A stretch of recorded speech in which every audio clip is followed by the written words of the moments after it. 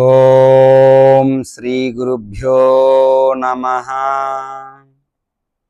అందరికీ నమస్తే అండి. శ్రీమద్భగవద్గీత 10వ అధ్యాయం విభూతి యోగం నుంచి 36వ శ్లోకం. ఆ శ్లోకం యొక్క అర్థం తెలుసుకుందాం.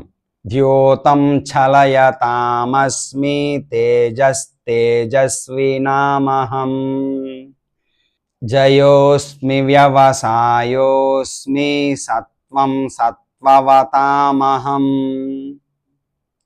ఇప్పుడు ఈ శ్లోకం యొక్క అర్థం తెలుసుకుందాం. నేను మోసములలో జోదమును, తేజస్సులలో నేను తేజస్సును, నేనే జయమును, నేనే సాహస కృత్యమును, నేనే బలవంతుల బలమును.